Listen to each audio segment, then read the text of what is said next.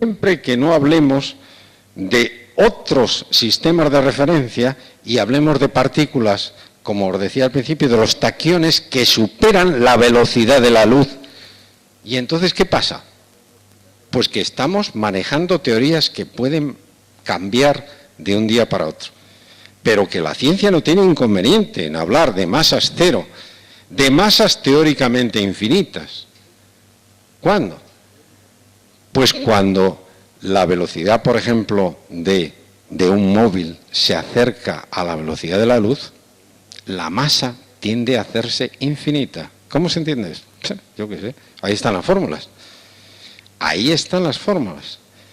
Pero con eso se manejan todos los datos con los que la ciencia se vale, pues, para lanzar cohetes o para estudiar la estructura última de la materia.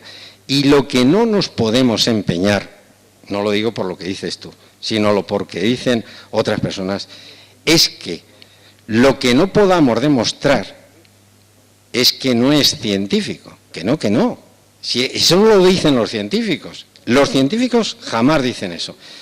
Yo no os he dicho antes que os recomiendo dos autores que la mayor parte de vosotros ya los conocéis, pero como unos grandes divulgadores. Uno de ellos, se han escrito ediciones ya escritas traducidas al castellano, que es el Tao de la física, de un físico buenísimo, de Fritz Capra, el Tao de la física. Y hay otro físico que es tremendamente prolífico, muy dado al estudio de estos temas próximos a la trascendencia, que se llama Paul, de Pablo, Paul, y escrito D-A-V-I-E-S, Davies escrito, Paul Davies, que por cierto, de vez en cuando, en la revista esa de Más Allá, pues salen 2 o 3 paginitas, pero este hombre tiene libros enteros.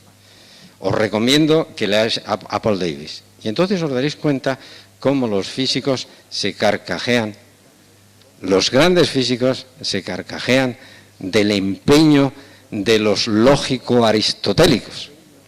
Y dicen, pero bueno, si es que usted quiere ser más papista que el Papa. Y por eso se da esas grandes contradicciones. La física, ciencia dura, hard science. La física, la más mística. Y eso es así. Yo contaba ayer una anécdota que es muy ilustrativa. Hace ya muchos años, poco antes de morir, estuvo en Madrid, en la Real Academia de las Ciencias, Heisenberg.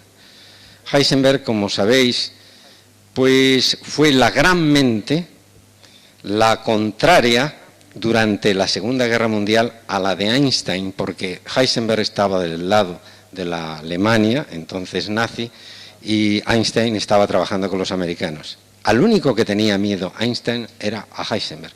Heisenberg estuvo en Madrid, y veréis por qué os cuento esto. La gente, por aquello de, hombre, el premio Nobel, el otro, ya que no hemos visto a Einstein, vamos a ver al otro, como cuando pasa ahora para ver a Hawking. La gente iba, entendiera o no entendiera. Yo tuve la suerte de que me dieron una invitación, me metí allí, y bueno, yo conocía por fotografía, no por otra cosa, a Heisenberg. Entró y empezó a hablar.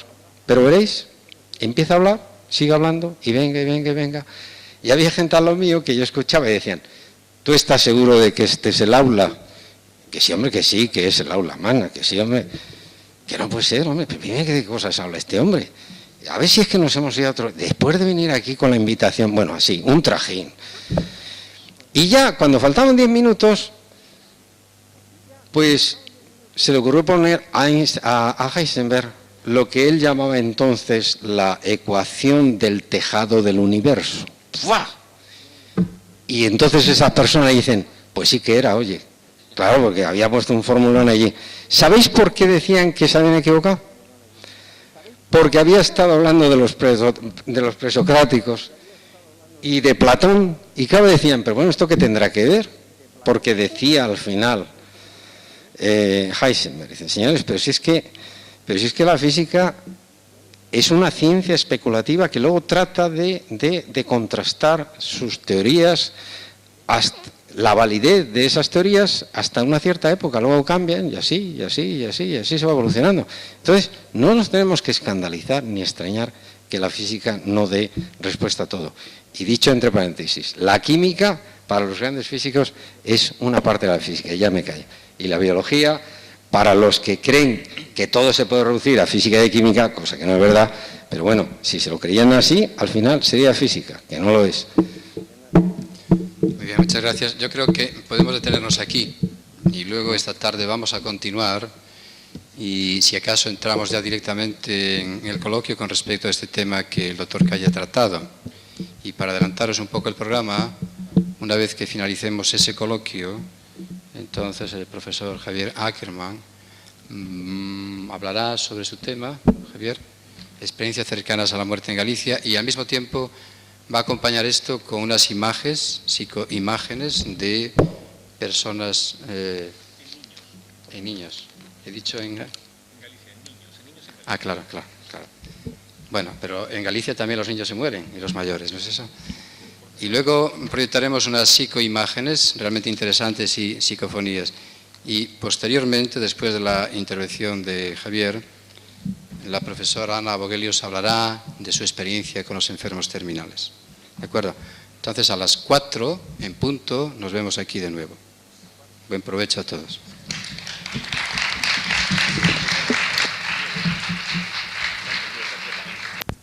Y como el modelo en el que se basa, que ha sufrido diferentes modificaciones, el modelo de la relatividad planteado por Einstein, pero en general han sido modificaciones que no han tenido que ver con ese principio de la velocidad máxima es la de la luz. Cuando alguien ha dicho que experimentalmente, que es como se ha comprobado, hay partículas que son más veloces que la luz, pues rompe los esquemas. Incluso yo diría que hay gente que le sienta muy mal porque dice, a ver si va a resultar que yo todo lo que sé, ahora me van a cambiar el edificio. Pero ese es el riesgo que tiene dedicarse a la ciencia, y si se es honesto, pues no hay problema. Yo creo que sería aburridísimo que ya estuviera todo explicado por la ciencia.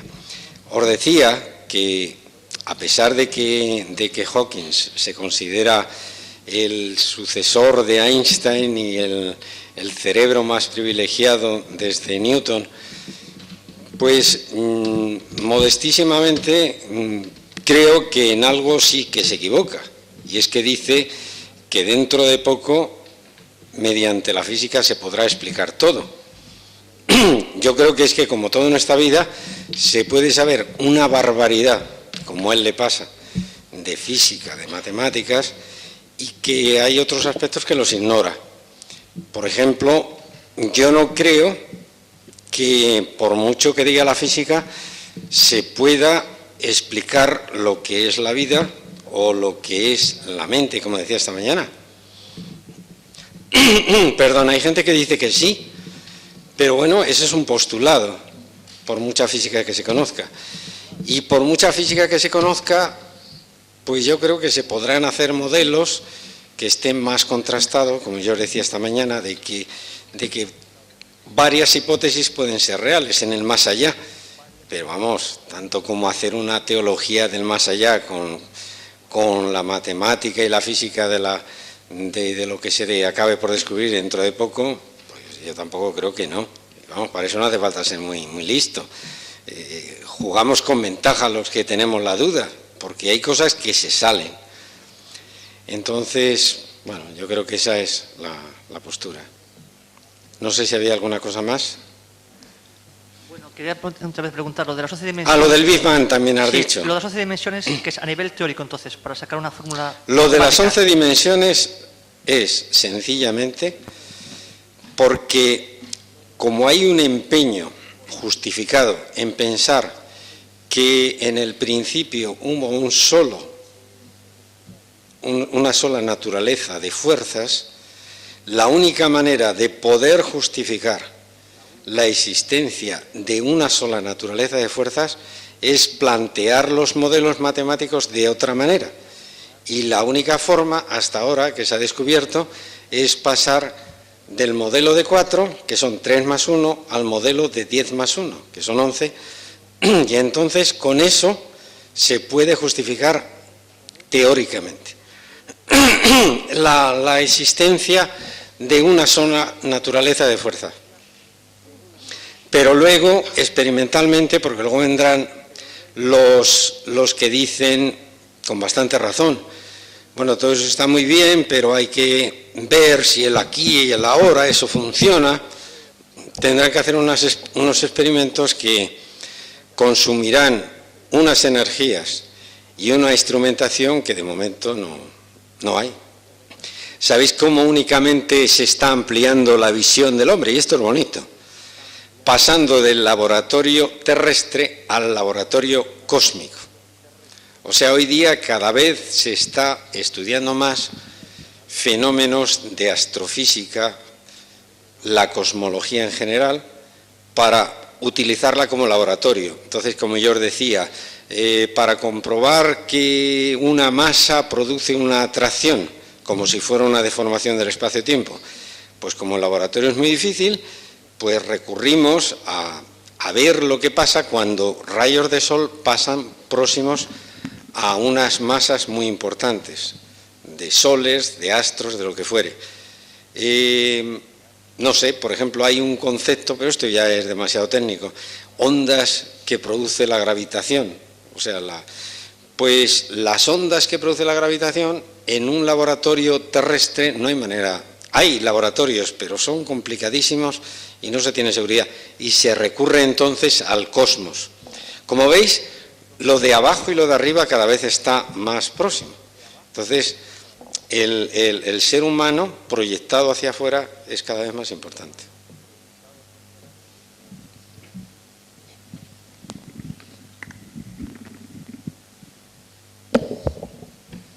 Hay más curiosidades.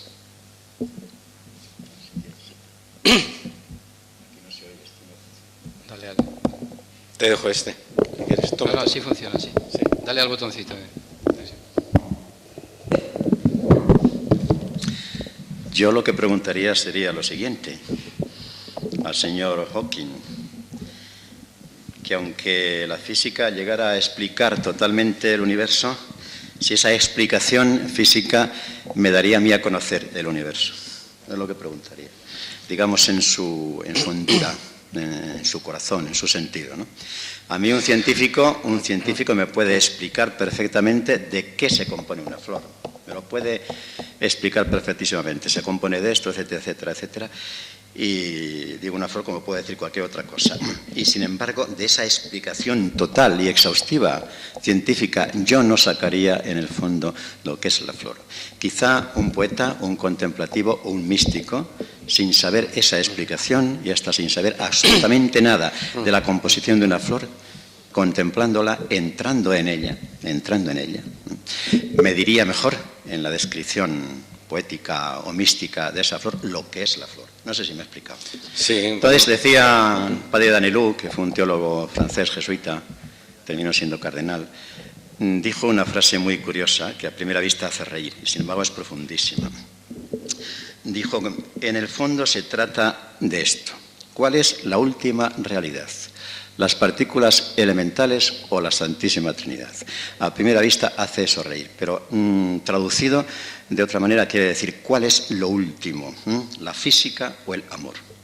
Entonces, cuando entramos en el terreno del amor como fondo del universo y como misterio del universo, por muchas explicaciones que dé la física, aunque agote la explicación del mundo, todavía no ha llegado al fondo del mundo. Eso me parece a mí. Y esa sería la pregunta que te haría en relación con lo que has dicho.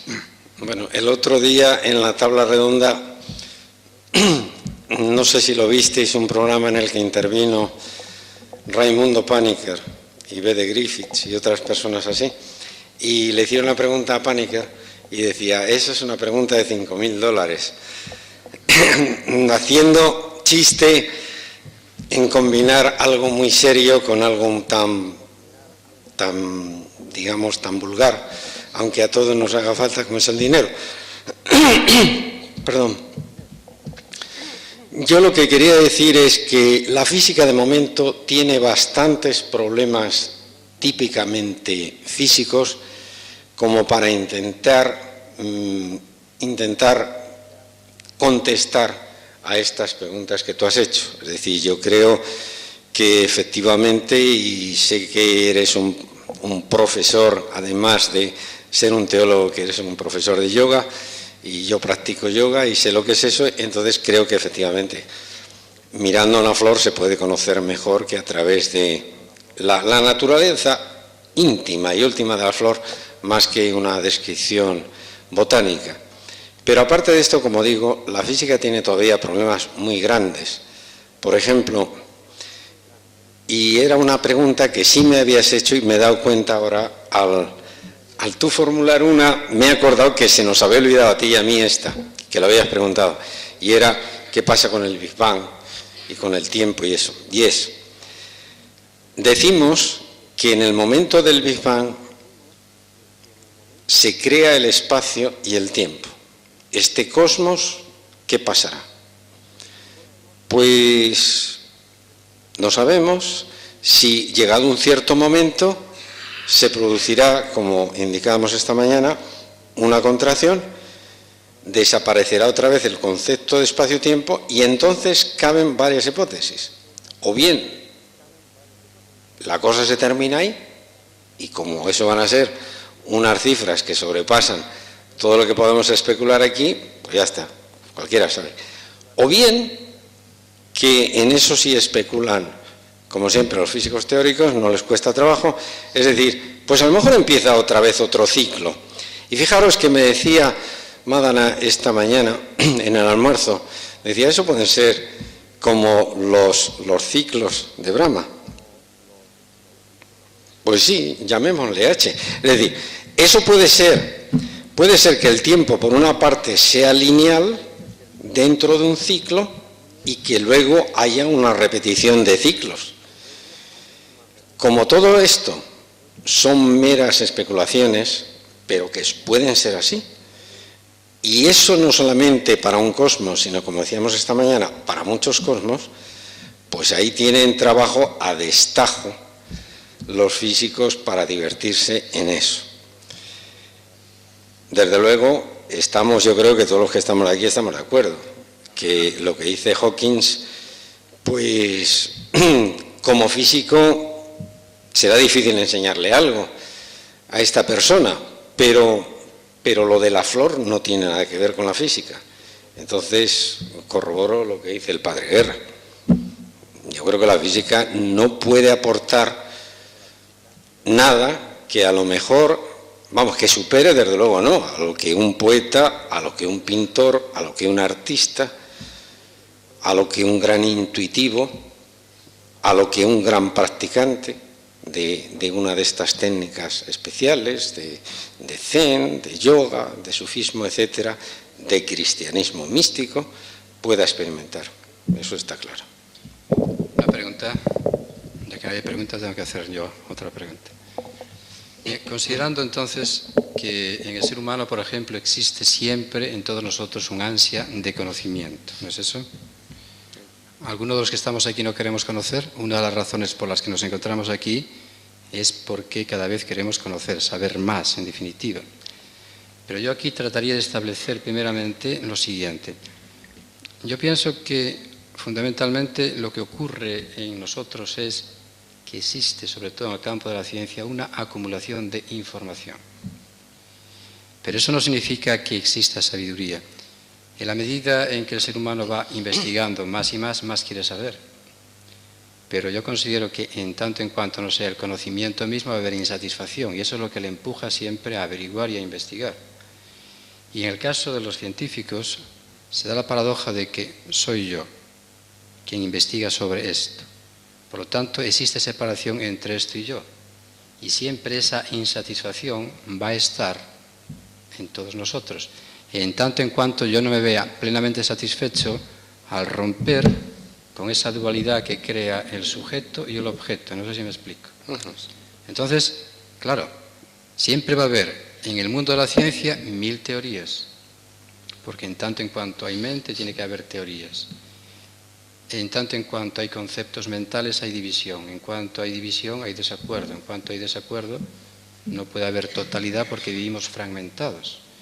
Y entonces se da la paradoja o la feliz circunstancia, desde mi punto de vista, que los grandes místicos lo que pretenden justamente es ir más allá de todo concepto mental que limita, y una vez que tal concepto mental fragmenta al ser humano, lo divide, ¿verdad?, lo hace finito, por decirlo así, en el momento en que se produce la trascendencia de todo aquello que le limita, automáticamente se encuentra con la totalidad, que en este caso, desde nuestro estado mental, tal totalidad no es otra cosa que una mera especulación mental. Por lo tanto, siempre tenemos que retornar y regresar a aquello que nos atrapa, que nos limita, ¿no?, que nos confina, que es la propia mente.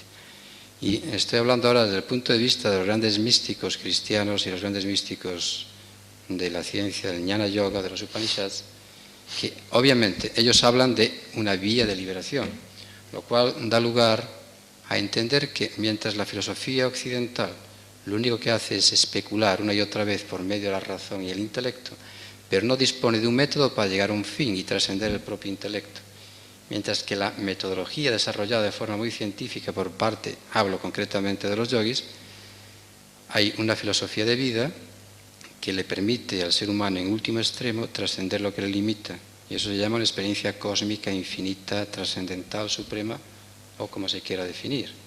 Y ahí ya la ciencia no puede hacer absolutamente nada. Quiere decir, no se puede probar aquello que es inefable. Esto sería algo así como si todos fuéramos ciegos de nacimiento aquí e intentásemos discutir qué es el color rojo. ¿Qué es rojo? Rojo es el sol cuando se pone, sí, pero ¿qué es rojo? Rojo es un tomate, sí, pero ¿qué es rojo? Hasta que fuésemos capaces de ver, ¿no? ¿Y cuándo vemos en realidad? Cuando trascendemos aquello que nos limita. Evidentemente tenemos el intelecto con el que tenemos que estar funcionando y con el que tenemos que estar discriminando, ¿no es eso? Pero yo lo que quiero decir en definitiva es que en tanto en cuanto el ser humano no se convierta en la sabiduría o el conocimiento mismo y no rompa con su dualidad, nunca va a tener una respuesta absoluta del universo, del cosmos, de sí mismo y todo lo demás. Bueno, habría que decir una cosa, y es que hoy día, como sabéis, la ciencia con mayúscula ha tomado clarísimamente el papel que la filosofía tenía antes, porque la filosofía, tal como se ha entendido en los últimos años, ha ido de capa caída. Ha ido de capa caída. Y entonces la ciencia le ha cogido no solamente el relevo, sino que la ha superado clarísimamente.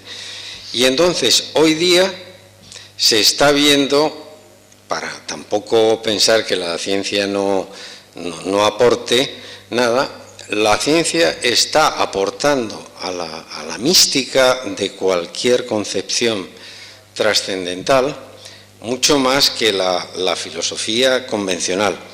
Que a eso luego se le quiera llamar filosofía de la ciencia, o que los filósofos buenos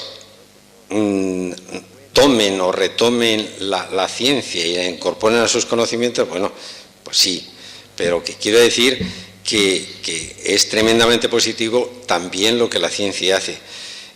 Yo os decía esta mañana que algunas concepciones de este profesor teólogo de Salamanca, al cual le conocerá muy bien el padre Guerra, pues se nota clarísimamente cómo este hombre ha estudiado los últimos, no descubrimientos, sino las últimas conclusiones de esos físicos teóricos de primera magnitud, donde es muy difícil ya distinguir al místico del científico, ¿no?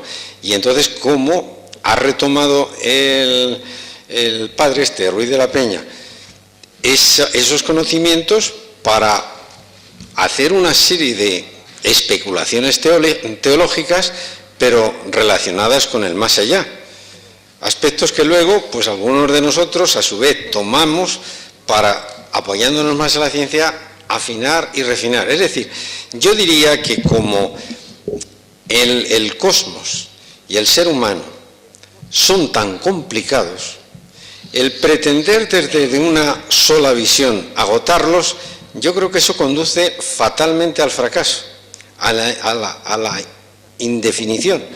Y entonces lo que unos y otros, siendo más o menos conscientes, toman los unos de los otros es todo lo que tienen, todo lo que encuentran de positivo. Por eso yo os decía que los grandes científicos de verdad, no los pseudo, pues absorben muchísimos conocimientos de las místicas más profundas sin separación de dónde proceden esas místicas. Y al mismo tiempo, esos grandes pensadores, vamos a llamarles teólogos de las religiones que fueren, o de las condiciones filosóficos trascendentalistas que sean, pues toman mucha información de la ciencia. Y luego, pues claro, en el ejemplo de la flor era muy claro. ¿Cómo se conoce, cómo puede impactar posiblemente más al ser humano una flor? Dedicando a separar cada una de las partes fundamentales como lo hace un botánico, o bien enamorándose de la flor, pues seguramente más de la segunda manera. Y por eso todas estas técnicas a las que también hacía alusión Madana, pues tienen que ver con este enfoque. Yo creo que el ideal es una perogrullada, lo que digo, es apoyarse naturalmente en todo y establecer una comunicación entre todas aquellas personas que honestamente les interese comunicar de verdad algo.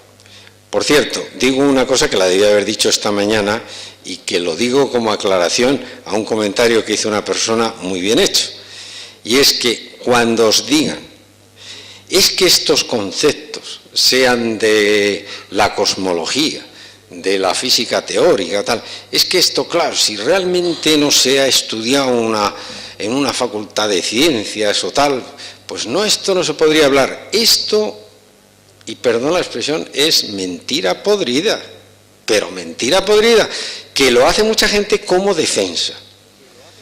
O bien, como yo algunas veces, queriendo ser sarcástico, que algunas veces también lo soy, cuando tropiezo con un pseudocientífico, le digo, se ve que conoces muy bien el tema, pero que no lo entiendes. Porque si lo entendieras, serías capaz de explicarlo. Ahora, tú puedes saber muchísimo de algo, y si no lo sabes simplificar, es que tienes dificultades de aprenderlo. A lo mejor tiene que hacer como con lo de la flor. A lo mejor tendrá que plantearse una ecuación y estarla mirando, lo cual no es ninguna tontería, porque, y Mario podrá, a lo mejor, está por ahí, ¿no, Mario? Podrá decir algo de esto, de esta anécdota real que le voy a contar. Yo un día pregunté en la Facultad de Filología, en Semíticas, en Madrid, a los cuales Mario conoce bien, dije, hombre, me interesaría hablar con alguien que viva lo que es el alfabeto hebreo, que lo viva, que entienda cada símbolo en profundidad. Y me dijeron, qué pena, porque el único que es capaz de hacer eso es un recién licenciado, dice, que ahora está en Israel. Dicen, ese ya nos extrañó cuando estaba en tercero o cuarto de Semíticas, que ponían una traducción y él, sin diccionario ni nada, con 4 palabras fundamentales, se quedaba mirando aquello y de una manera aparentemente incomprensible, de pronto decía así, dice, ya sé lo que quiere decir. Y le preguntaban, pero bueno, ¿tú cómo haces para darte cuenta del significado? Y decía, yo me fijo hasta que las letras me hablan. Las letras, las palabras, las veo, como los jeroglíficos egipcios. Y en ese momento lo entiendo. Dice, no me preguntéis por qué, porque no lo sé, pero es así como lo hago. Entonces, no sé, me hablaron como un caso real. Y eso es el caso de la flor. Pues a lo mejor grandes científicos, para entender las cosas, a lo mejor lo que tienen que hacer es plantearse una ecuación y estar dándole vueltas y vueltas hasta que lo ven. Luego lo explican bien, entonces lo único que hace falta es aprenderse lo que dicen los que lo explican bien. Por eso si te lo cuentan bien, pues es sencillo. Si te lo cuentan complicado, pues no entiendes nada. Te lo sabes, pero no lo entiendes, que es muy distinto. Bien, muchas gracias, José Álvaro. A lo largo de esta tarde y mañana, pues si hay alguna pregunta que vaya surgiendo, él seguramente dará cumplida respuesta, ¿no? Pasamos entonces ahora al siguiente. ¿Sí? ¿Me permites? Quería hacer un Pero comentario. estás ahí, Mario. Yo pensé que no, estabas. quería hacer, como me has mencionado, yo estaba aquí haciendo la siesta, modestamente. Te he hecho polvo. No, me has despertado y realmente has dicho algo que me toca muy de cerca, porque hay un relato que yo siempre cuento a mis alumnos y que me parece revelador del poder de la contemplación y del fin último, en todo caso, de la contemplación. Y dice así que un discípulo va a ver a su maestro y le dice: maestro, no puedo estudiar. Dice: ¿por qué no puedes estudiar? Dice: porque cuando cojo la página y comienzo a leer, las letras echan fuego. ¿Y cuál es el problema?, interroga el maestro. Y que como las letras echan fuego, no puedo entender las palabras. ¿Y cuál es el problema?, insiste el maestro. Como no puedo entender las palabras, no entiendo el versículo. Pero ¿cuál es el problema?, insiste el maestro. Como no entiendo el versículo, no puedo comprender el pasaje. ¿Y cuál es el problema?, vuelve a insistir el maestro. Como no puedo entender el pasaje, no sé de qué va la página. Dice: iluso, si tú supieras que el deseo de los maestros es que cada letra eche fuego. Es decir, que aquel que comprende ve en lo pequeño lo grande y por lo tanto con poco tiene mucho. Mientras que aquel que se está esforzando y porque todavía no sabe de qué va, quiere captar una totalidad que no se da cuenta que está en cada parte. Desde luego, yo esta mañana comenté el tema del fuego y es indivisible, en cierto sentido como metáfora de la energía, de la fenomenología que el padre Guerra mencionaba en torno a la flor. Realmente lo que tenemos en común la flor y yo es el fuego y la luz del amor que nos une como seres vivos, ¿no? Para eso hay que estar a ese nivel y entender la fraternidad, entender el amor como lo entendió San Francisco, los grandes maestros. Y eso no es computable, no pertenece al mundo de lo cuantitativo del que habla la ciencia, sino en todo caso sería una ciencia infusa de la que habla San Juan de la Cruz, la ciencia de los corazones devotos. Gracias. Muchas gracias. Javier, entonces vamos a proyectar primeramente las psicoimágenes. ¿Quieres hacerlos? Sí, vamos a apagar las luces, sí. ¿O quieres comentar primeramente algo? En la medida en que va. De acuerdo. ¿Se pueden apagar esas luces, por favor? ¿Perdón? ¿Sí puedo? Sí. Sí, claro. No hay copyright. Vamos a bajarnos todos incluidos. Esto que vamos a ver ahora es para ilustrar un poco gráficamente, ¿no?, lo que vamos diciendo. Sería también un tema también de debate interesante para participar todos, y aquí muy directamente tanto el padre Guerra como el doctor Álvaro Calle, por el aspecto científico, digamos, físico del efecto electrónico que vamos a ver, y también el aspecto teológico, porque hay un teólogo quien va a aparecer aquí en esta entrevista. Este es un vídeo que se publicó, salió emitido en Televisión Española ya el año pasado, pero considero de importancia que lo podamos, algunas personas a lo mejor lo han visto, pero yo cada vez que lo veo pues me interesa más. Entonces, es un vídeo que le han hecho una entrevista en Televisión Española al padre François Brin. Este es un investigador, teólogo, sacerdote, que ha investigado, trabaja con un grupo de Luxemburgo, muy dedicado a lo que ellos denominan las transcomunicaciones. Muy brevemente, desde que se pasó con Jürgenson, Raudive, etcétera, de las psicofonías, es decir, el grabar esas voces extrañas en esa cinta magnetofónica virgen, hasta ahora de origen desconocido, que tendremos también ocasión de oír algunas, se ha trascendido con varios investigadores físicos, catedráticos de universidad, se ha pasado a la imagen, es decir, a poder grabar, plasmar lo que vamos a ver aquí, que son ciertas imágenes. Aquí, en este vídeo, que es del grupo de Luxemburgo, vamos a observar, pues inclusive que sale algo quizá un poco frívolo, pero real, como es Romy Schneider. Es decir, que tanto el doctor Schneider, varios investigadores, están haciendo, de alguna manera, investigaciones sonográficas. Aquí El doctor Calle, como bien sabe, y podría explicarnos que igual que las huellas dactilares, eso también que es un misterio que no se repiten, ¿verdad? No se han repetido nunca, que somos individuos únicos, pues también el sonido de la voz, aunque pueda Martes y Terez imitar muy bien a ciertos actores, a ciertas actrices, a ciertos políticos, etcétera, también es irrepetible, es decir, que tenemos nuestro timbre particular y muy definido, es decir, el sonido, la palabra, la forma que estábamos hablando, ¿no? Entonces, parece ser que están llegando a conclusiones, francamente, ciertos investigadores libres de prejuicios, eso hay que decirlo, increíbles, como que, por ejemplo, en esos estudios de sonido, pues se identifica la voz de la persona que ha fallecido con la que tenía en vida y coincide. Eso creo y considero lo que dicen y lo que vamos a escuchar aquí, que quizá la ciencia está estableciendo un puente, de alguna manera, con otras realidades que siempre han estado ahí, pero no los hemos podido ver. Vamos entonces, el vídeo dura 15 minutos, es una entrevista corta, pero me gustaría que prestásemos atención para sacar algunas conclusiones. Sí, creo que está puesto el sonido para darle volumen.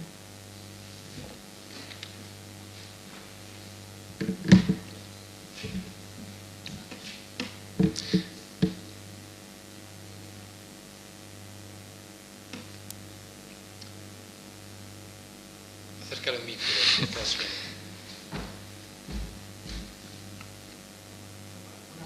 Vamos a darle, si os parece, para atrás un poquitín, ¿eh?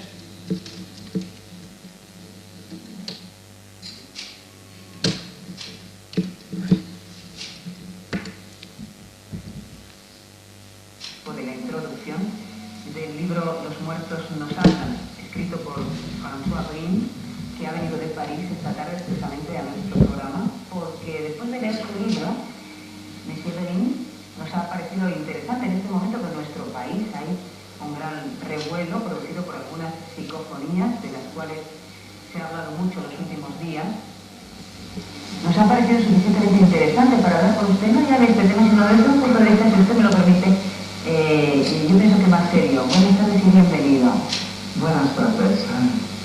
El señor Brin nació en Francia, es sacerdote católico, es teólogo, y se ha especializado en el estudio y en la investigación de fenómenos paranormales. Y ha escrito este libro, ¿hace cuánto tiempo, señor Brin? Por 2 años. Salí hace 2 años, en junio 87. Es un libro donde usted dice que aborda seriamente una serie de testimonios recogidos durante comunicaciones con los difuntos. Y ofrece usted pues, los testimonios y los textos. Hay algo que usted dice en su libro, y es que exactamente dice, su obra defiende la eternidad de la vida del espíritu. Y dice usted que esto lo admiten las investigaciones más avanzadas en el campo de la ciencia actual. Yo quería saber, usted, Monsieur Brin, ¿qué entiende por ciencia? Investigaciones que se hacen ahora en diferentes ámbitos. Por ejemplo, estudios de los estados cerca de la muerte. Personas que fueron, se puede decir, muertas, pero algunas horas, y que volvieron a la vida, y después, cuando regresan, hacen casi siempre la misma historia de un túnel y después de un ser luminoso, y tienen una experiencia muy semejante todos. Pero también otros ámbitos, por ejemplo, estas psicofonías muy conocidas ahora en España.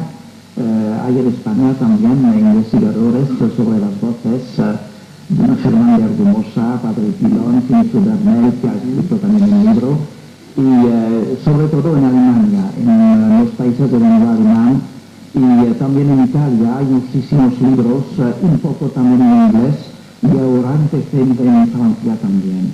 Yo me refería a que siempre hemos entendido por ciencia un fenómeno que tantas veces repetido se produce igual, comprobable, un fenómeno comprobable. ¿Estos son fenómenos comprobables? Sí, por parte de seguro, pero naturalmente es todavía difícil de interpretarlo. Hay diferentes casos, hay algunos casos que me parecen muy seguros, por ejemplo, cuando una mujer tiene la voz de su niño o de su esposo, creo que no hay duda que de verdad esta voz viene del más allá, que son estas personas que conocimos. Pero hay otros casos naturalmente mucho más complejos también para las voces, Quizá tenemos de vez en cuando solo ondas que permanecen del pasado, o también tenemos mensajes que vienen de extraterrestres. Creo que hay algunos casos, por ejemplo en Alemania con ADX1, o también una americana, Sarah Wilson-Stepp, habla de eso, y me parece que quizás sería el caso en otros lugares en Alemania también. Y para las imágenes que veremos, naturalmente es todavía un poco más reciente, porque las primeras las obtuvieron personas en 1985. Haciendo esfuerzo para hablar en este idioma, muy bien, por cierto. Bueno, vamos a ver, vamos a aprovechar bien el tiempo, porque usted nos ha ofrecido unos documentos que a nosotros nos han parecido interesantes de ver y sobre todo lo que usted puede contarnos de ellos. Hemos oído hablar de teleplastia, pero usted me dice que estas imágenes que usted trae grabadas en vídeo no son teleplastia, son transcomunicaciones. Sí, no es lo mismo. Transcomunicación se emplea para todos estos nuevos métodos, con el magnetófono, con las pantallas de televisión, teléfono también y con ordenador. Tenemos ahora muchísimas comunicaciones. Comunicaciones del más allá a través de, digamos, la técnica moderna. La técnica moderna. O sea que los espíritus se han adaptado a la alta tecnología. Sí, lo mejor es que veamos las imágenes porque vamos a ver qué opinan ustedes de estas imágenes que Monsieur Breen nos ha traído esta tarde. Vamos a empezar a ver las primeras y nos vamos a callar porque es una imagen de un ser, según dicen ustedes, del más allá, pero incluso con voz y todo, psicofonía e imagen. Sí, tengo un ejemplo. Esto ha aparecido en un televisor. Sí, en Luxemburgo. No era allá cuando apareció por primera vez con este ejemplo, es Constantin Raudive, era un investigador cuando vivió sobre la Tierra y recibió él mismo muchísimas voces, y después de su muerte apareció sobre la pantalla de mis amigos en Luxemburgo. De unos amigos de él. Sí. Apareció un día en la pantalla de un televisor y estaba saliendo un programa y de pronto salió él. Pero como el televisor estaba apagado, encendido. En Luxemburgo trabajan con un televisor blanco y negro muy viejo y torpeado. Ahora no se puede emplear. Lo he intentado yo mismo, naturalmente hay corriente, pero sin embargo no se puede iluminar la pantalla. Después que salieron estas imágenes, nunca más ha podido usar este televisor. Nunca, de ninguna manera. Vamos a ver las imágenes y a oírlas.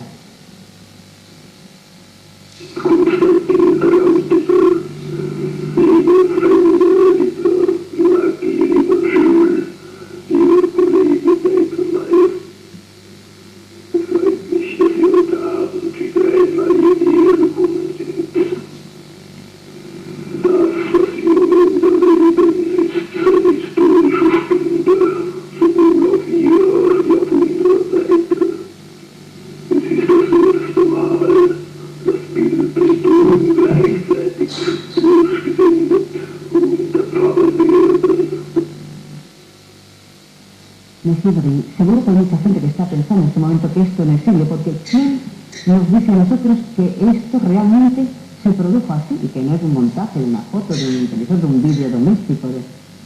¿Cómo está esto? Desde muchos años, naturalmente, esos amigos de Luxemburgo son en relación con algunos sabios. Y para las voces son muchísimos que han estudiado este fenómeno desde mucho tiempo. Hace 30 años que conocemos las voces del más allá. Para las imágenes hay también sabios como el profesor Zenkovsky de la Universidad de Maguncia, que ha estudiado también el problema. Y os aseguro que hay ninguna charlatanería. Vamos a seguir viendo imágenes, si le parece, aunque en este caso en este caso también, así. ¿Esta dónde salió? En Aquisgrán, en la casa de Klaus Schreiber. Y ese era Romy Schneider. Aquí vemos una abad. Sí. Después de muerta. Aquí vemos un abad de un monasterio en Austria, y cuando lo recibió Klaus Schreiber en su casa, sobre su pantalla, no conocía a este hombre. Y preguntó por telepatía, ¿quién eres? Y tuvo la contestación, era abad de un monasterio en Austria, mi apellido mi nombre era Alois, Y después se encontró en una revista de Austria que se llama Imago Mundi, publicado por el Centro de Parapsicología de Innsbruck, dirigido por un rementorista, esta fotografía cuando vivía esta monje. Bueno, dice usted, señor Brin, que la muerte tan solo es un paso. Sin embargo, la Iglesia Católica a la que usted pertenece y que siempre nos ha dicho que existe la eternidad, sin embargo, nunca está a favor de que podamos comunicarnos con el más allá. ¿Usted entra en conflicto con la Iglesia Católica al decir estas cosas? No hay conflicto ninguno. Naturalmente la Iglesia es siempre prudente y con razón, y generalmente se intenta con una comunicación con los muertos de conocer el porvenir. Y por eso la Iglesia tiene razón de seguro, es muy peligroso de intentar conocer el porvenir. Pero estas investigaciones de Jürgenson en Estocolmo y después también de los otros son muy conocidas también en el Vaticano. Aquí vemos una mujer, una alemana, ha fundido el primer grupo del mundo de las investigaciones sobre las voces del más allá. Y aquí tenemos un sabio francés, el descubridor del aluminio prácticamente, murió en el año 1881, ¿y aquí le apareció? Hace más de un siglo, y apareció sobre la pantalla de Luxemburgo. Y no lo conocían todavía. ¿De verdad? Yo no me lo puedo creer. Tengo que decírselo de verdad que no me lo puedo creer. Me cuesta mucho trabajo creer esto. Y me gustaría saber por qué la ciencia oficial, si esto es fácilmente demostrable, no entra en ello. Poco a poco, sí, hay...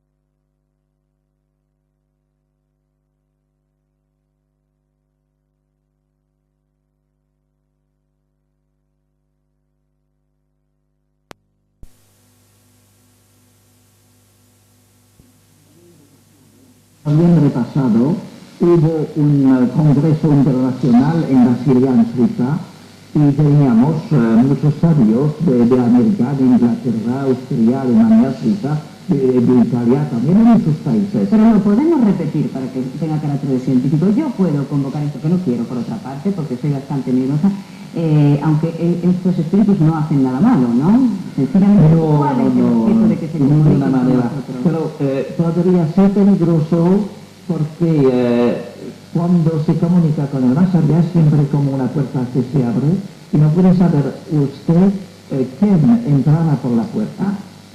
Y hay que quedar cuidado. Hay algo que me sorprende también de lo que he visto aquí usted dice, el hombre cuando muere sigue estando en la tierra, entonces el más allá no existe. Está aquí, es como decía que era John Mills el que decía, dice, hay otros mundos pero están en este. Al principio puede ocurrir que la gente se queda largo tiempo sobre este mundo. Ajá. No, vamos, eso lo sabemos ya por muchísimos libros. El karma, ¿no? Que va, sí, exactamente, el Bardo Tudor, por ejemplo. Que van alcanzando grados de perfección y entonces desaparecen. Y tenemos confirmación también por otros medios, por ejemplo, escritura automática. Y tenemos muchísimos textos, algunos son maravillosos, pero ahora los textos del más allá, por escritura automática, que son de verdad lo igual como Maestra Eckhart o San Juan de la Cruz. Maravillosos textos místicos. Si usted sigue por este camino, y muchas personas ya terminando, que se nos ha acabado el tiempo, siguen por este camino en el cielo, voy a sacar un tema que ya he sacado otras veces en este programa y que ha sido mal interpretado. El otro día llamaron muchas personas y decían, ¿se podría demostrar científicamente que Dios existe? Creo que ahora poco a poco sí, se hará así. Sí, lo creo. ¿Lo cree usted? Sí. ¿Qué puede suceder? Sería todo muy fácil. ¿Por qué Dios no quiere que lleguemos al conocimiento seguro de su existencia y siempre se ha servido de este vehículo de la fe tan difícil para cualquier racionalista? Creo que desde mucho tiempo tenemos muchas señales de su presencia y de su actuación en el mundo, pero generalmente tenemos más atención a otros hallazgos y a otras dificultades en nuestra vida. Cada uno tiene tantas dificultades en su vida y tantas razones de dudar, eso lo entiendo, pero no estamos nunca solo hoy. Dios está en nuestro corazón tenemos solo que escucharlo un poco más. Bonitas palabras de François Bril para terminar. Y nosotros, ya lo decía al principio, ni entramos ni salimos en esto, ni aseguramos, ni negamos, que creo que quizás era la postura más correcta, porque además son muy pocos minutos. Nos pareció un documento interesante y hemos traído estas imágenes. Muchísimas gracias por haber venido expresamente de París para traernosla. Es un libro que se llama Los muertos nos hablan. El título ya es un poco contar. Y vamos a terminar repitiendo estas imágenes, que a los que creen, los que tienen facilidad, se interesan por estos temas y están predispuestos a creerlos, les servirá para apoyarse en ellas. Y seguramente habrá otros muchos, los que son absolutamente escépticos, que sobre estas imágenes y sobre estas palabras pondrían estas otras palabras del Evangelio de San Lucas, capítulo 16, versículo 31, que decía: aunque alguien resucite de entre los muertos, no se convencerá. Monsieur Bril, muchas gracias por estar.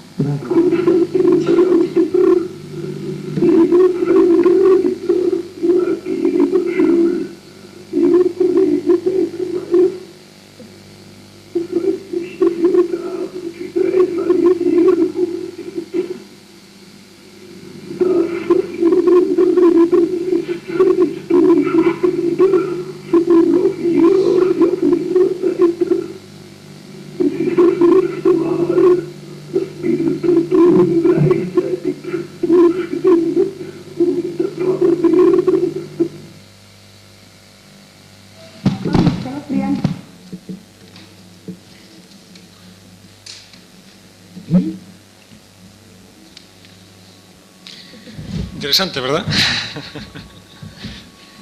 Bueno, pues vamos a dejar las secciones para mañana, si te parece, Madana, para no dar toda la saturación hoy. Y así vamos diversificando un poco el postre, ¿no? Vamos entonces a pasar al tema, ¿no? A la conferencia. Pero antes me gustaría hacer una pregunta. ¿Cómo se captan esas imágenes? Bueno, la metodología, hay varias. Es decir, de hecho que yo soy, bastante amigo de Sinesio Darnell, que creo y considero que aquí en España es el que realmente investiga. Se hablaba de Germán de Argumosa. Yo tengo un gran respeto porque fue el primero que introdujo en España, don Germán de Argumosa, las psicofonías como fenómeno paranormal, el que lo divulgó con Belmez de la Moraleda, etc. Pero en la actualidad Germán de Argumosa no investiga, es decir, es un divulgador del fenómeno psicofónico. Sin embargo, Sinesio Darnell, también con una gran preparación científica, químico, microbiólogo, miembro de la Academia de Ciencias de París, etcétera. Este hombre investiga, tiene su propio laboratorio. Entonces, los métodos son varios, se utilizan varios métodos. Es decir, de hecho, que Sinesio lo que hace es sencillamente conectar una cámara de vídeo en un televisor de blanco y negro en un canal libre. Es decir, con esta, ¿verdad?, la nievecilla, y se pone a grabar. Entonces luego va rebobinando y va pasando poco a poco las secuencias, porque a veces son, ya digo, cuestión de segundos, ¿no? Aparece y se va, y a lo mejor por cuestión también de redundancia, de fatiga ocular, pues no te das cuenta y a lo mejor se te ha pasado una imagen paranormal. Es decir, no es que enciendas el televisor y salga ahí una especie de culebrón del más allá para poder dialogar con ello. Es decir, sale realmente pues esporádicamente algunas imágenes, y a veces se suele estar muchísimo tiempo para poder conseguir este tipo de efecto. Los de Luxemburgo tienen otro tipo de aparatos. Tengo aquí, que ya inclusive podríamos sacar unas fotocopias para no ser muy reiterativo, datos de cómo lo han realizado. Inclusive parece ser que uno de estas voces le comunicó a uno de los investigadores: utiliza mejor magnetofón Siemens. Bueno, yo no sé si a lo mejor fue uno de los gerentes de la casa que cuando se murió dice hay que seguir con la producción, ¿no? Pero, no, cosas paradójicas. Inclusive hay un pequeño resumen, en las cuales se dice más o menos cómo son esas entidades en el más allá. Y una de estas entidades lo contesta de esta forma. Comentan que como primera característica tienen un grandísimo sentido del humor, en contra de lo que pueda parecer y considerarse. Como segundo, como parece ser que dicen que ahí van eliminando progresivamente su ego material reforzado por los roles de esta sociedad, son o tienen unas características un poco infantiles. Es decir, inclusive a veces te contestan casi con una conversación muy parecida a la que tienen los niños en su etapa simbólica. Y por último, no dan prédicas de tipo moral, es decir, solo hablan de amor, pero no me refiero a que se circunscribe en una escuela o a una religión determinada, en ninguna de las que han aparecido por ahora. Claro, cabe preguntarse, ¿por qué, por ejemplo, en Luxemburgo aparecen hablando alemán y no aparecen hablando gallego? Por poner un ejemplo. O es que en el más allá hay fronteras también, o hay autonomías en el más allá para poder pasarse. A esto contestó muy bien también un investigador del grupo de Luxemburgo, que decía que realmente únicamente se atrae aquello que uno desea. Es decir, de alguna manera, dice, no somos nosotros, dicen ellos, quienes queremos o exigimos que se pongan en contacto, sino ellos vienen cuando ellos quieren y ven que hay oportunidad de poder ponerse en contacto con nosotros. Y es más, en el grupo de Luxemburgo han aparecido frases, han aparecido conversaciones. Es difícil encontrar uno como la voz de Constantin Raudive, que la teníamos aquí tan larga, es muy difícil. Pero hay voces, palabras, etcétera, que suelen a veces venir en idiomas que no son autóctonos de donde se hace la investigación. Han aparecido en ruso, han aparecido, e inclusive, ahí Mario Schatz podía evidentemente profundizar muchísimo mejor que cualquiera, en lenguas inclusive semíticas perdidas, ¿no? Inclusive en lenguas muertas, que a algunos filólogos les fue muy difícil a veces determinar de dónde procedían. E inclusive a veces lo que parecía un idioma extraño era sencillamente que salían al revés, como veremos mañana en alguna psicofonía. Es decir, que la voz salía al revés, como esa imagen de espejo, ¿verdad? Y bueno, esto, digamos, es la metodología. En Luxemburgo utilizan esta, se utiliza también a veces, ya digo, inclusive la han utilizado sin ningún tipo de aparato magnetofónico, sofisticado me refiero, y bueno, solo es un poco cargarse de paciencia e intentar efectuar que salgan. Igual que pasaba con las psicofonías. Nosotros, por ejemplo, las hacemos con un generador de ruido blanco, de rumor blanco, es decir, para evitar de alguna manera, desbloqueamos el micro, que ni siquiera se pueda entrar ningún ruido extraño de fuera, que nosotros, pues bueno, no lo podemos percibir, pero a lo mejor el ruido de una cañería parece que es la respiración de nuestro abuelo, y no es así. O, por ejemplo, que el ruido de lo que es el arrastre del motor. Entonces, bueno, con algunos pequeños sistemas, en Madrid lo están utilizando, y el propio Sinesio Darnell, con cámaras de Faraday, cámaras de vacío, para sofisticar y tratar de limitar el fenómeno, pero bueno, haga como se haga, el fenómeno, cuando se persiste, sale a veces con resultados sorprendentes.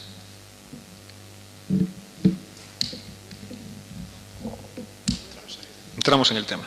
Bueno, voy a ser breve porque considero además que veo caras de sueño, aunque esto parece que levantó, o puede ser de asombro, ¿no? la expectación. Y voy a circunscribirme como máximo media hora a un tema que investigué hace tiempo, que ahora sigo investigando esporádicamente, y primero voy a hablar de las dificultades del tema que me traigo entre manos, que es el de las experiencias cercanas a la muerte en niños, específicamente en niños. Bueno, como sabéis, las ECM o las experiencias próximas a la muerte, como también se le conocen, bueno, pues son de alguna manera relatos de alucinaciones bien ópticas o auditivas, o cenestésicas, a veces son sensaciones, porque no solo es lo que la gente piensa de verse fuera del cuerpo, el túnel o lo que sea, son varios. Las ECM es, digamos, un conglomerado tremendamente multiforme, tiene varias formas de presentarse. Entonces, vuelvo a repetir, esas visiones que tienen las personas, pues, que han pasado por un trance límite. Yo más bien les llamaría experiencias en el límite de la vida, más que experiencias cercanas a la muerte, en ese límite, ¿no? Porque se ha dado con, bueno, pues casos con traumatismos por enfermedad. Hay quien postulaba casos de que la anestesia como efecto químico podía provocar en el cerebro ese tipo de alucinaciones. Aunque, como bien decía hoy el doctor Álvaro Calle, a un yogui muy entrenado, inclusive con varias dosis o varios microgramos masivos de LSD, ni siquiera podían hacerle a veces variar su propio sentido de la percepción. Entonces, luego veremos un poco las teorías. Una ECM es eso, es una experiencia en una situación límite de la vida, me refiero, en la cual la vida física o psíquica, en este caso el cerebro, por ejemplo, pues ha llegado a lo que hoy la ciencia, que eso también sería un tema de debate, considera lo que es la muerte clínica, ¿no? En ese sentido. Como sabéis, hoy antiguamente se hacía con las sanguijuelas. Es decir, si la sangre se echaba, es un poco guarrote decirlo, pero hay que decir, se le sacaba sangre del cuerpo con una sanguijuela a la persona que supuestamente, además había un terror con la catalepsia, desde que también Poe lanzó aquella cuestión de los enterrados vivos, etcétera, todo está muy mistificado, y si la sangre pues quedaba coagulada en el vaso de agua, es que el individuo había muerto. Si aún estaba fresca, es que evidentemente aún seguía vivo. Las pruebas del espejo, bueno, ahora inclusive se hace, evidentemente se tiene por consideración la muerte clínica como el electroencefalograma plano, ¿verdad? Cuando no hay actividad eléctrica cerebral. Eso es muy relativo. Es decir, yo particularmente, aunque luego habrá quien postule que habrá que demostrarlo científicamente, considero que aunque el cerebro haya dejado, digamos, de funcionar, eso es muy relativo. Ahora, como veremos, hubo casos de estos que de alguna manera pueden ser considerados casi milagrosos de haber estado, ya digo, desde niños, como han tenido casos de haberse caído en una piscina helada, provocarse una semi-hibernación en la cual el individuo, bueno, pues estaba totalmente rígido, semicongelado, actividad cerebral ninguna, y hasta que al final consiguieron reanimarlo y el individuo tener y poder relatar. Además, en este caso había sido también un niño, en este caso no es gallego, es un niño inglés. Y relataron una experiencia. Ese niño estaba muerto. Intentaron llevarlo adelante porque la madre, en su desesperación, exhortaba a los médicos que por favor que hicieran algo para devolverlo a la vida. Bueno, hay muchísimos casos más. Por eso quiero decir, para concluir, que primero, que las experiencias cercanas a la muerte no solo son de tipo traumático o físico-químico, que por ahí se podría especular o se podría aventurar muy bien por economía de hipótesis, otra serie de teorías que podían decirse, bueno, pues que efectivamente podían ser de este tipo o de otro tipo determinado. Hay un tipo de epilepsia también, de ataques al óvulo temporal, cerebralmente hablando, que provoca también alucinaciones muy similares de tipo autoscópico. La autoscopia es verse fuera del cuerpo, también característica de muchas experiencias cercanas a la muerte. Pero yo también especulo que se pueda dar un fenómeno determinado similar, por un efecto físico o no distinto, aunque el resultado sea el mismo. Esto no nos lleva a la conclusión de que todo lo que se escape de ese efecto físico-eléctrico, cerebral o neuroquímico, que explique absolutamente todo el fenómeno. Sería un reduccionismo para mí bastante absurdo, como vamos a ver ahora, no todo se reduce a eso. Por lo tanto, vemos que cualquier experiencia traumática, como vamos a ver aquí en algunos niños, pocos por desgracia, porque se puede recopilar más casos de adultos que de niños por la propia cuestión que decía ética, si queréis decirlo, inclusive porque la familia a veces lo que quiere, con mucha razón hay que decirlo, a veces se hace mal, como vamos a explicarlo en la parte, digamos, psicoterapéutica de la ayuda a estos niños, por una sencilla razón, es decir, más que desdramatizar, el no hablar a veces lo que hace es introyectar, reprimir precisamente el fenómeno y no dar salida precisamente a esa ansiedad, a ese shock traumático que el niño ha recibido cuando no puede explicar su experiencia. Es decir, lo que él ve una experiencia bella se convierte en mala, y yo he tenido un caso que ha ocurrido así, precisamente por la oposición de los padres e inclusive casi la obligación que le hacían al niño de olvidarse de la experiencia, y cada vez que hablaba de ella hasta los padres se enfadaban, o que le estaban reforzando positivamente al niño en este aspecto a provocarle un mayor efecto compulsivo con esta experiencia. Lo que era positivo se convirtió en negativo. Esto lo veremos ahora. Pues bien, en nuestro estudio transcultural que hemos hecho con niños gallegos, lo hemos recopilado de unas aproximadamente 50 casos generales, de los cuales, de estos 50 casos de adultos en general, nos hemos encontrado con varios casos de niños que considero, y he recopilado algunos que son muy interesantes. Los hemos dividido por grupos. Esto, ya vuelvo a repetir, es una experiencia, una investigación que desarrollé hasta el año 86. A partir de ahí abandoné un poco el campo, digamos, de seguir investigando,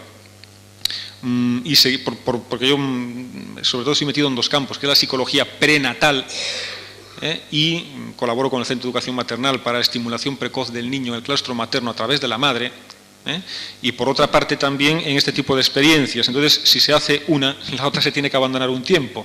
No se puede ser full time en un solo campo, sobre todo cuando no se abonan ni se pagan las investigaciones en este país. Entonces, vuelvo a repetir, el estudio transcultural es el siguiente. Hemos cogido un primer grupo en el cual la visión heteroscópica era un túnel largo con luz al final del mismo, típica, digamos, experiencia mudiniana, como podríamos denominarla, ¿verdad? En un segundo grupo, presencia de entidades o seres. Aquí no quiero con ello, es decir, esto es una investigación, no voy a matizar que esto sea una cosa u otra, en ese sentido, aunque yo particularmente pueda tener mi creencia al respecto. El tercer grupo, las visiones autoscópicas, es decir, observar su cuerpo fuera, y observar el cuerpo inerte después de su accidente. Otro cuarto grupo, visiones heteroscópicas, es decir, no ha salido del cuerpo, pero es capaz de ver lo que pasa en otras habitaciones. Él no ve su cuerpo, pero hay una expansión de la conciencia, un estado alterado de conciencia que le permite percibir, inclusive él decía que oler, como vamos a ver, cosas que habían ocurrido en otros sitios. Y, por último, unas tentativas de explicación, que es un cuarto grupo que de alguna manera sería cenestésico, el que había hablado, es decir, que solo se manifiestan sensaciones, pero no imágenes o sonidos. Esto es muy importante porque se ha olvidado que la gente busca el macrofenómeno, el fenómeno pues, de este tipo, y a lo mejor se nos pasa una pequeña imagen, o se nos pasa una sensación que ha tenido esa persona que puede ser tan importante, tan tremendamente importante como la mayor visión en ese aspecto alucinatoria o heteroscópica o autoscópica que haya tenido el individuo. Bien, los niños varían de edades que van desde los 4 a los 12 años. En estas edades, como vemos, por la propia psicología evolutiva, nos vamos de una etapa simbólica, como en esta etapa de los 4 años, de desarrollo perceptivo, de dominio del exterior, de autoafianzamiento también de su propio yo en el medio. De hecho, que sabéis que son los niños que dices no y más te lo hacen, porque están afianzando su yo, no es que te lleven la contraria, sino que necesitan afianzar su yo, igual que el adolescente necesita simbólicamente matar a sus padres, entre comillas, se entiende, por supuesto, para poder afianzar su personalidad. Entonces, aquí y luego el de 12 años, que es una etapa prepúber, como vemos, muy importante también en parapsicología, cuando hablamos de fenómenos paranormales, de poltergeist, etcétera, que ahora no vienen a cuento. De estos grupos de chavales, resumiremos algunos de ellos muy interesantes. Voy a resumir sobre todo uno que va a resumir el resto, para no estar mucho tiempo hablando del mismo y dar tiempo en esta media hora luego a pasar al coloquio. Es el caso Carballo. El caso Carballo, además este niño me ha dejado dar su nombre, sus apellidos, su domicilio, lo he llevado varias veces a la radio, por una razón, porque es muy difícil encontrar en una familia realmente a personas, a padres, que tienen el miedo, y con razón, hay que decirlo, que a veces los periodistas, con perdón de los periodistas, son un poco aves de rapiña, en el sentido, ¿verdad? Y que se intenta hacer un fenómeno más circense que propiamente de investigación y humano. Y lo que ha ocurrido con este chico es que los padres, bueno, entraron muy bien en el fenómeno, y ese caso del David Carballo Giraldez, que salía de su casa en compañía de su hermana, de 12 años, camino del colegio situado, del colegio en la calle Venezuela, en Vigo. Sin ir más lejos, el colegio Maristas, en Vigo. Cruzaban, digo en Vigo como si no estuviésemos en Vigo, es que estoy diciendo esas conferencias fuera, y estaba pensando que nadie sabía dónde estaba Vigo. Cruzaba un paso de peatones cuando una motocicleta se echó encima de David provocándole un traumatismo cráneoencefálico. Llegó en coma al hospital Xeral a las 8:45 am del 7 de febrero de 1986. Después de numerosos cuidados médicos y de permanecer en la unidad de vigilancia intensiva cerca de 2 semanas, el niño salió fuera de peligro. Nada más salir de la inconsciencia, preguntó por su amiguito, que le enseñó su cuerpo lleno de vendas, mientras ambos jugaban en un patio lleno de juguetes bonitos que no hay en el Corte Inglés, en palabras del pequeño. El niño también relató que había observado a una persona que de vez en cuando aparecía en escena, por eso el niño no sabía que había estado inconsciente, en coma en este caso profundo, en coma profundo, y comentó que había una persona mayor, que le hablaba de una forma y que le llamaba tío a lo largo de toda su experiencia. Bueno, el niño lo describía tan bien que es como si lo hubiese visto. Hay que también tener el carácter eidético de los niños, de meterse, ¿verdad?, en las imágenes, de meterse en los colores, de meterse en todo aquello que sea plástico e imaginativo, y en un niño más todavía. Pero he aquí que lo describió tanto, inclusive su forma de hablar, su forma de ser, lo que le decía, cómo le hablaba, su acento. El niño estaba casi como si lo presintiese. De hecho, que claro, los padres decían, no, lo está presintiendo porque la experiencia fue tan traumática que lo que tiene el niño es un presentimiento psicológico, es decir, está traumatizado y bueno, ya superará la experiencia. Pero pasaban 2 o 3 meses y el niño no superaba esa experiencia, seguía hablando de lo mismo con la misma intensidad, a pesar de que los padres, como dirían los psicólogos conductistas, no le reforzaban e intentaban extinguirle la respuesta, pues no prestándole atención, que es una forma también de hacerlo, ¿no? No le prestaban atención y de esta manera pues el niño supuestamente pensaban que iba a extinguir su propia conducta. Pues no extinguieron ninguna conducta, el niño seguía. Hasta que al final, después de mucho ver, ya se cogieron una curiosidad tremenda, hablaron con otro miembro de la familia e investigando, a cabo de unos meses salió hay uno de esos fotos antiguas que ni siquiera se acordaban, pues precisamente una persona que había fallecido, y cuando el niño tan pronto la vio, y de estas fotos ya amarillentas, antiguas, dijo, ¡anda, el tío! Y efectivamente, hablando con un familiar que precisamente no reside en Vigo, es un caso muy bonito, por eso lo pongo siempre como resumen de los otros, pues coincidía, es decir, inclusive su cojera, su forma de manifestar, sus inflexiones, los cuentos que le contaba, etcétera, etcétera. Claro, aquí cabe preguntarse por hipótesis de trabajo, ¿qué es lo que le pasó a David? Vamos a ver, a David Carballo es que el traumatismo cráneoencefálico provocó ciertas reacciones neuroquímicas, por ejemplo, las peptidobeta-endorfinas, las endorfinas, que pueden provocar también reacciones de algún tipo alucinatorio. De acuerdo, pues todos podemos, bueno, pues sin ir más lejos, tómate también una borrachera con cariñena y verás que delirium tremens tienes, sin que por ello podamos decir si es realidad o no lo que está viendo, esas arañas que vienen por ahí. Vamos a eliminar lo que es una probabilidad fisiológica y lo que es una experiencia perceptiva hilvanada en el tiempo y en el espacio, es decir, que tiene una relación de ser de ayer para hoy sin que tú antes hayas tenido conocimiento de ello, por lo menos consciente o por lo menos en el espacio temporal conocido nuestro. Pero en este aspecto es curioso porque, primero, David había muerto mucho antes de que David hubiese nacido. Nunca, ni siquiera los propios padres de David, donde residía en Vigo, conocían, vuelvo a repetir, a esa persona, es decir, telepáticamente. Es que aquí ya entramos en los juegos de las terminologías y no quiero entrar porque sería que fue primero el huevo o la gallina. Solo decir que esto ha sido real y que David lo observó no como un sueño, sino como algo real. David se despertó, vuelvo a repetir, y David le parecía imposible. Bien. Como el caso de David y los juguetes extraños, nos hemos encontrado más casos de juguetes extraños que parece que mantienen entretenidos a los niños. Ya en un niño tan, digamos, en este aspecto tremendamente con ese desparpajo, además es un niño muy extrovertido, y todavía lo que hay que decir es una cosa muy curiosa en contra de lo que son, de los que de alguna manera tratan de que esto en los niños nos investigue.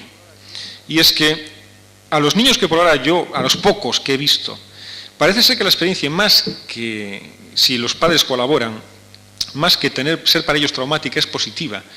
David parece ser que, bueno, estudia con unas ansias tremendas, dice que de mayor quiere ser médico para investigar todo esto. En otro caso también de un niño de Villagarcía, de un barco que iba con su padre saliendo con su bote y se pegó con el remo en la cabeza, estuvo a punto de ahogarse, lo sacaron en asfixia, lo llevaron también, tuvo una experiencia muy parecida.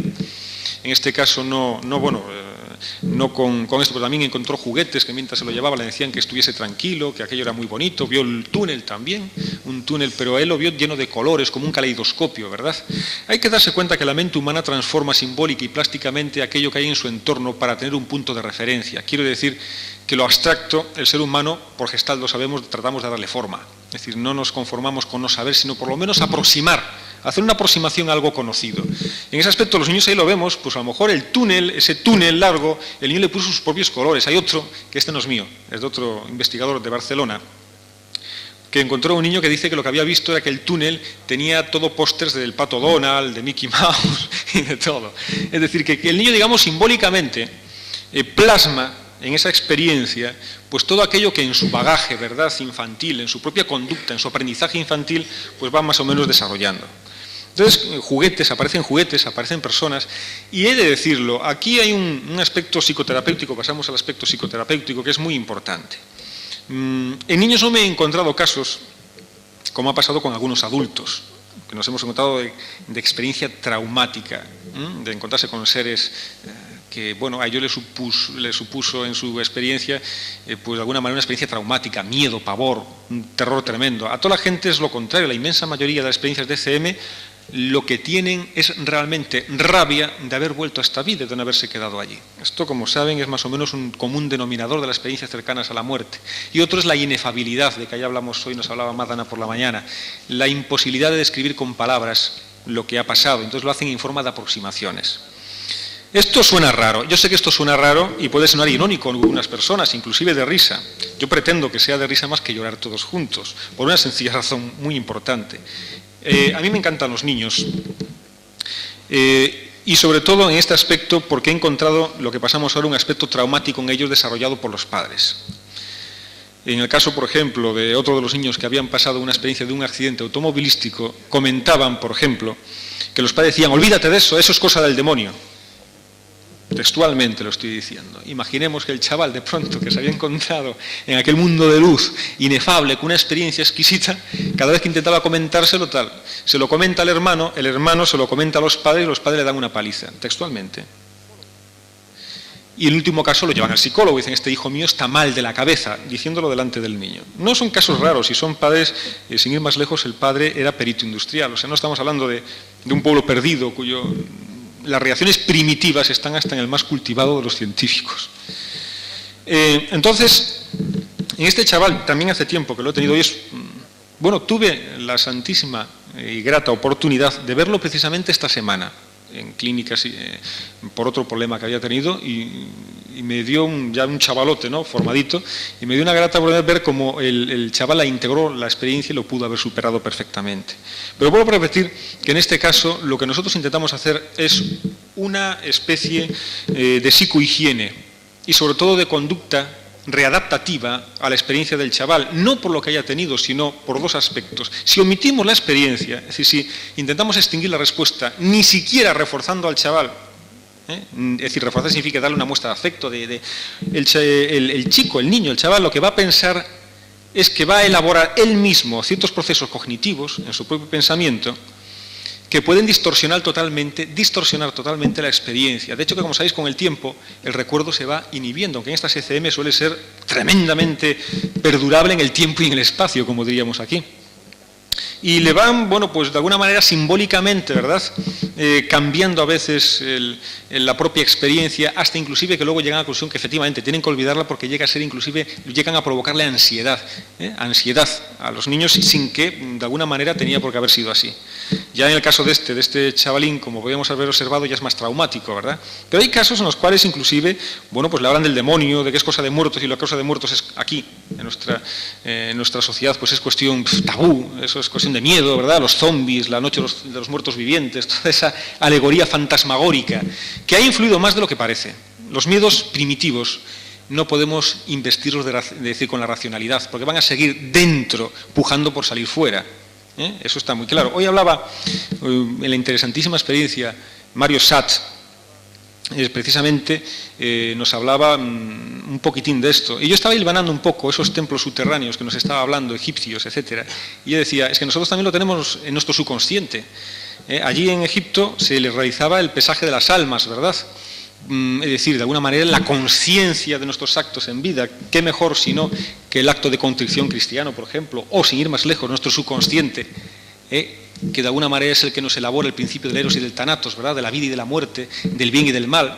De alguna manera también tenemos nuestra cripta subterránea para poder, y está ahí, todo lo que es arriba como lo que es abajo, decíamos también hoy.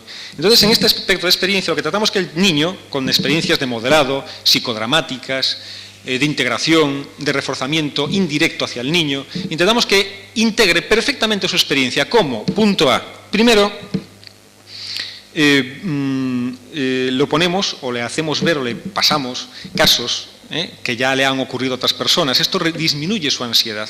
Muchos niños dicen, es que me pasó a mí solo, debo ser un bicho raro, debo estar mal de la cabeza. Cuando ve que otros niños la han pasado, que están integrados, pues el reforzamiento de grupo, el refuerzo social, ya empiezan a integrarse. Dice, bueno, pues ya no soy yo el que me pasa, el único que me ha ocurrido. Segundo, instruimos a los padres. Es decir, le hacemos ver que, si bien o no sabemos lo que es, o no hemos llegado, o estamos casi en puertas de saber lo que es, lo que sí es que no es malo. Esto se lo hacemos ver muy bien. Desdramatizar.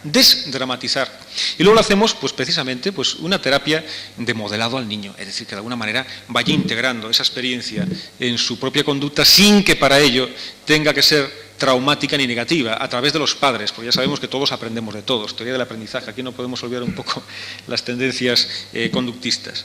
Y por último, diremos, con niños, esta experiencia con niños, que yo estoy de acuerdo, se hizo una experiencia piloto en un colegio que de aquí de Vigo, que se cerró hace años, que era el Colegio de Quiñones de León, ¿se acuerdan? En la calle Sagunto.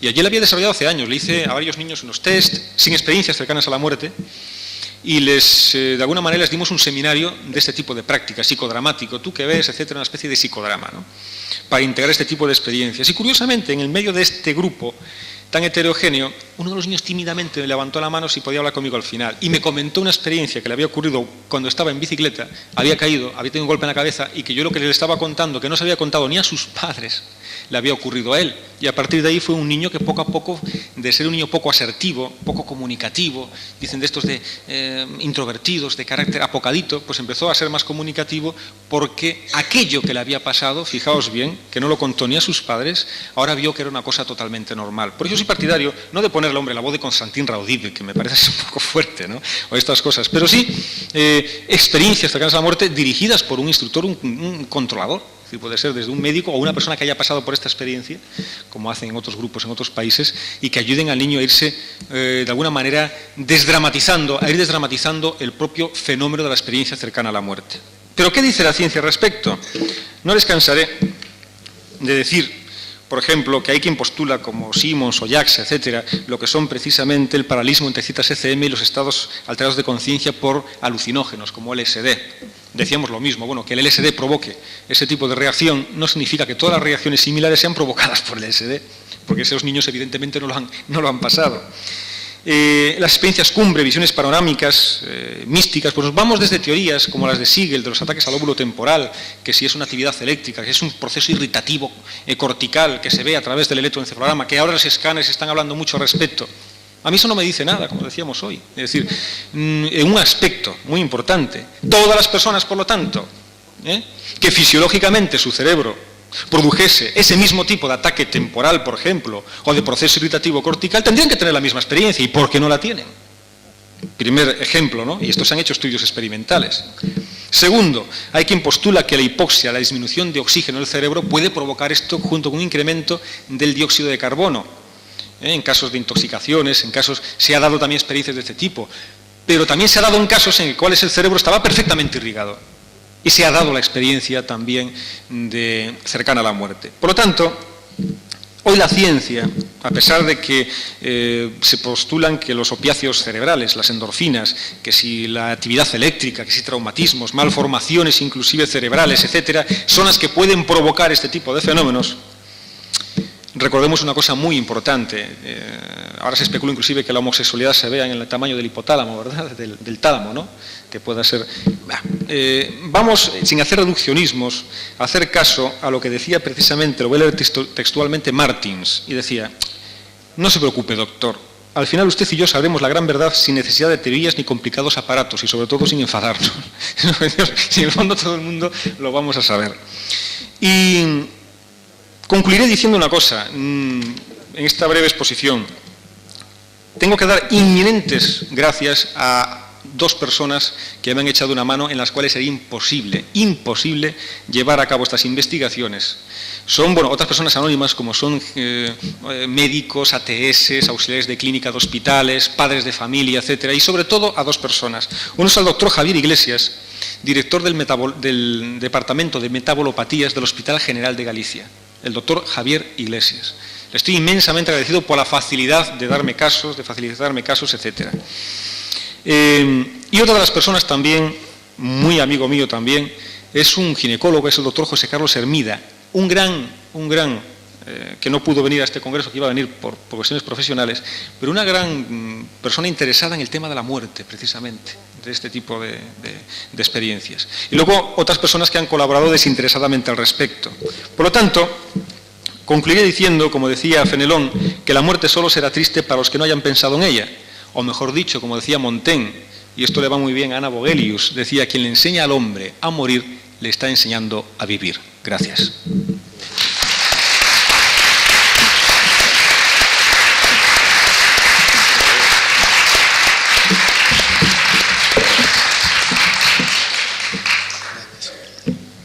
Muy bien, muchas preguntas al respecto. La primera.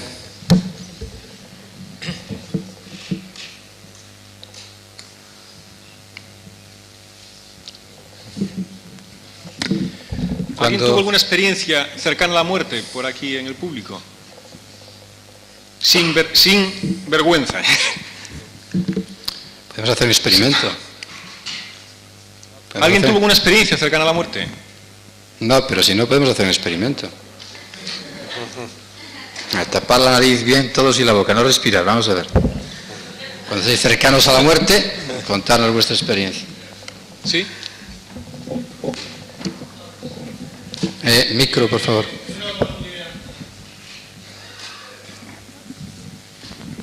Aquí. No sé si sabré preguntárselo bien. Escucha, no fui yo, fue mi marido. Cuando se murió, me dijo, mejor dicho, estaba atado a la máquina, se murió del corazón, y estaba atado a la máquina esa, sujeta a los hilos esos, que no sé cómo le llaman. Y cuando hablaba conmigo, al hablar, yo veía que la máquina, aquellas punteras se subía y me daba miedo. Y yo le dije, no hables, te hablo yo. Yo te cuento todo lo que hice, cómo están los niños, todo. Pero tú no hables porque veo que te excitas. Y dije, yo cierro los ojos, le decía yo, cierro los ojos y así estás tranquilo. Y me dijo, no quiero cerrar los ojos porque al cerrar los ojos veo un túnel plateado. ¿Qué quiso decir con eso? Que no supe lo que era. Bueno, aquí se entronca un poco con lo que estábamos diciendo. El túnel plateado o el túnel al final, o la luz al final del túnel, esa especie de... es típica en las experiencias cercanas a la muerte. Me olvidé de decir, precisamente, y gracias por su pregunta, es muy interesante. El túnel es, digamos, es casi el síntoma típico en muchas de las experiencias cercanas a la muerte. Hay quien postulaba, y esto me incumbe a mí directamente, con la teoría de las llamadas matrices perinatales, es decir, que de alguna manera todos recordamos la experiencia del nacimiento. De hecho, que recordemos que hay posturas regresivas, conversivo-regresivas, en ciertas personas, por ejemplo, cuando duermen, que se chupan el dedo, que se ponen la postura fetal, igual que como hacíamos en el claustro materno. Es decir, guardamos recuerdos embriológicos, por supuesto. La memoria, yo creo y considero, si no que me corrija el doctor Álvaro Calle, no solo está en el cerebro, en ese aspecto, ¿no? Y considero que este tipo de experiencia perinatal puede marcar evidentemente, y que ese túnel sea una dramatización, ¿no?, de esa experiencia de nacimiento. Pero vuelvo atrás, no lo considero todo específico, como esa experiencia dramatizada, ¿no? Y aunque fuera así, no nos eliminaría la posibilidad de que efectivamente existiese ese más allá. Es decir, podemos dramatizarlo en base a una experiencia perinatal. El nacimiento y muerte podría ser el mismo símbolo, ¿no?, de alguna manera psicológico que tuviésemos nosotros, sino que de algunos aspectos hemos hecho experiencias inclusive sofrológicas, hipnóticas, en personas, y hemos observado una cosa muy interesante. No sé si en algunos libros de Carly Sosis o de Haraldson o de estos grandes investigadores vendrá en algunos de ellos. Pero se ha observado, por ejemplo, que las personas, y esto va a parecer paradójico, pero sí lo habíamos observado hace años también, este tipo de experiencias que estamos hablando, y otros investigadores, que las personas, de alguna manera, que tienen experiencias claustrofóbicas o que de alguna manera quieren expandirse un poquito, o que tienen algún síndrome fóbico, no ven este tipo de túneles. Es como si hubiese una defensa que les pasa directamente a otro tipo de experiencia. Es decir, no quieren verlos porque se agobian. Y las personas normalmente que tienen unos recuerdos, según dicen, según se comentan, había que investigarlo, perinatales o prenatales positivos, agradables, regresan en esa etapa al útero materno en el momento de la muerte para simbolizar ese paso a través del túnel. Quiero decir que el túnel puede que no sea evidentemente la frontera del paso al otro lado, aunque realmente pasemos al otro lado, sino precisamente la exteriorización simbólica de lo que nosotros, para lo que nosotros representa ese túnel. No sé si me he explicado o me he enrollado mucho, porque a veces... Es decir, hay símbolos, inclusive se sabe que en otras culturas no se ven túneles, que se ven según, vuelvo a repetir, lo que cada cultura, el rol, ¿verdad?, que desempeña el individuo en cada cultura, modifica la percepción simbólica de ese tipo de experiencia. Entonces, el túnel puede ser efectivamente, pues ese otro paso, ese otro paso al otro lado, pero en este caso, en su marido, simbolizado, bueno, pues a lo mejor por esas experiencias prenatales, perinatales positivas, demasiado vivas, y sabemos todos que tenemos unos recuerdos más vivos, y que precisamente aquello que se ha dramatizado o que tiene una experiencia emocional muy fuerte, o bien lo reprimimos, mecanismo de defensa, o lo sublimamos, que es otro mecanismo de defensa, o lo proyectamos, que es otro mecanismo de defensa. Es decir, que o lo reprimimos y no nos acordamos, pero está ahí, esa experiencia perinatal, o lo proyectamos y simbólicamente en qué momento más dramático para sacarlo fuera que precisamente en una experiencia, en el límite de la, como yo diría, de la continuidad de esta vida, ¿no?, hacia otro lado. Que tenía este caballero una pregunta también que hacer.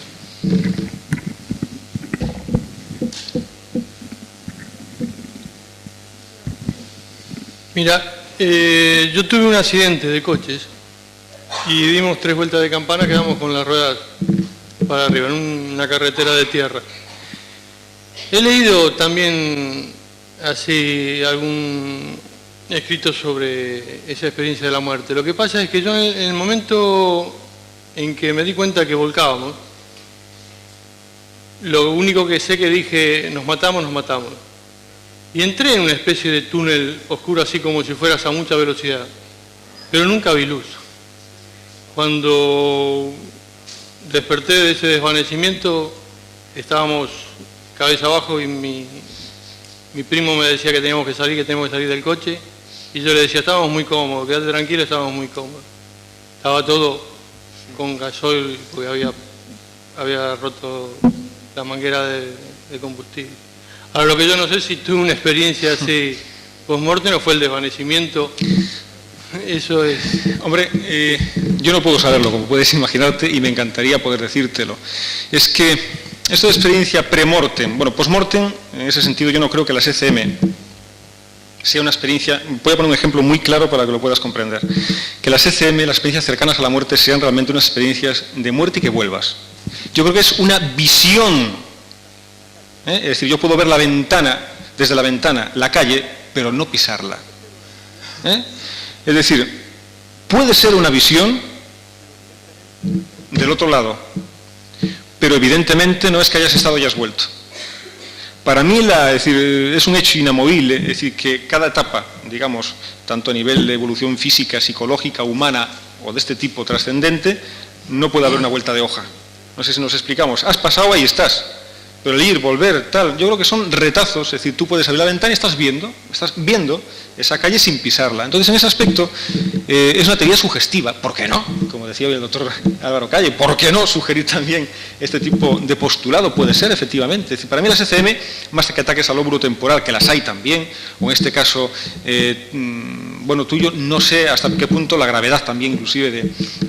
No hubo ninguna consecuencia. Incluso lo que me llama la atención es que en esas décimas de segundo que uno se da cuenta que puede ser un accidente fatal, no fue un agobio ni nada, que se le ponga una tranquilidad total. Incluso cuando él me decía de que teníamos que salir, que era consciente de que había peligro, yo estaba muy tranquilo, incluso con la posición. Problemas de cervicales y cosas así del golpe, pero ningún tipo de... Ya digo, lo explicaba antes, las experiencias cercanas a la muerte también se dan por shocks emocionales límites. En ese aspecto, cuando una persona, y esto ocurre muy a menudo en experiencias límites, inclusive a veces buscadas, ¿no? Buscadas. Cuando una persona dice, me la voy a pegar, es decir, llegas a esa conclusión, esa visión panorámica que a veces se presenta en esas etapas en las cuales has pasado tú, por ejemplo, en ese momento parece ser que entras en esa otra comunicación que nos hablaba Vimadana, ¿verdad? En ese otro estado de conciencia que no puedes verlo ni verificarlo por esa propia observación directa fuera de esa realidad. Y me explico muy rápidamente. En el aeropuerto de Vigo hay un club de paracaidismo en el cual, bueno, yo participo en él. Y me ha gustado mucho observar cómo, de alguna manera, las personas que practican y han tenido algún tipo de susto.